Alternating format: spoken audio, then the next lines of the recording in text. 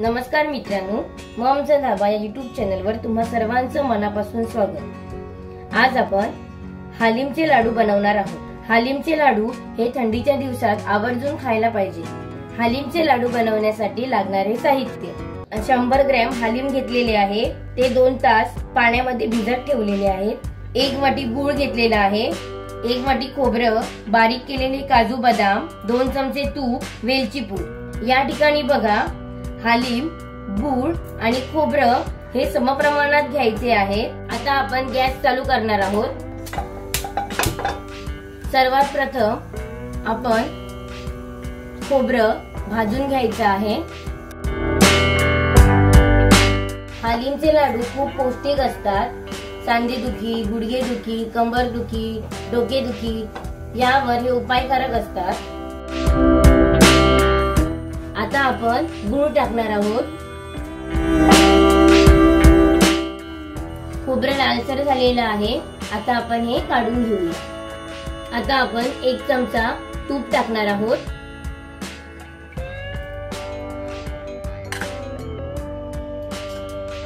हालिमचे लाडू कमी तुपामध्ये होतात, त्यामुळे प्रत्येक घरोघरी हे लाडू बनवू शकतात।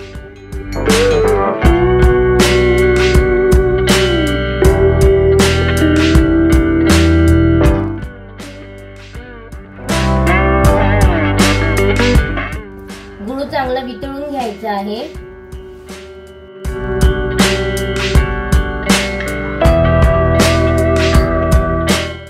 आता आपण आपला गूळ वितळत आलेला आहे। आता त्यामध्ये आपण हालिम टाकायचं आहे।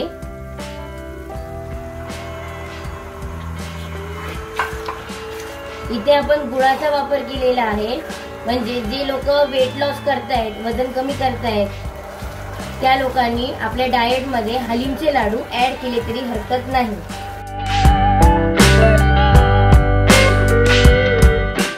इथे बघा, पाणी सुटलंय बघा हालिमला। आता हे जेव्हा आटणार पाणी, त्यानंतर आपण त्यामध्ये खोबरं टाकणार आहोत। हे चांगलं सुकू द्यायचं मिश्रण। हालिमचे लाडू जे आहेत ते बाळंतीण बाईसाठी खूप गुणकारी आहेत। तसेच सांधेदुखी, गुडघेदुखी, कंबरदुखी, डोकेदुखी यावरही ते उपायकारक आहेत हालिमचे लाडू। तुम्ही दिवसातून 1 जरी लाडू खाल्ला तरी तुमचे सर्व आजार दूर निघून जातील। वजन कमी करण्यासाठी हालिमचे लाडू खूप उपयोगी आहेत।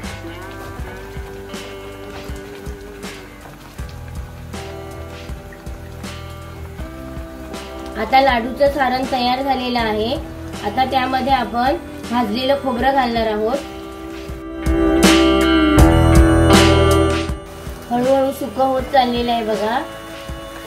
आता आपल्या लाडवाच्या सारणाचा गोळा होत आलेला आहे। अशा प्रकारे सारण बनवून घ्यायचं। वेलची पूड टाकणार आहोत 1 चमचा।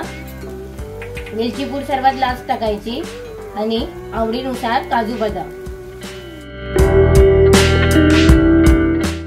आपण 2 चमचे तूप घेतलेलं होतं, राहिलेला 1 चमचा तूप आपण शेवटी टाकायचं। याने त्या लाडवाला खूप चांगला फ्लेवर येतो।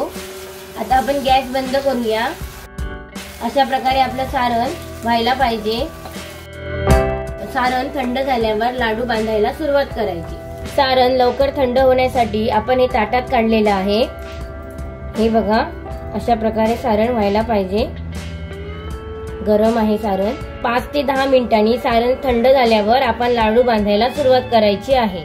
आपलं सारण थंड झालेलं आहे। आता आपण लाडू बांधायला सुरुवात करूया।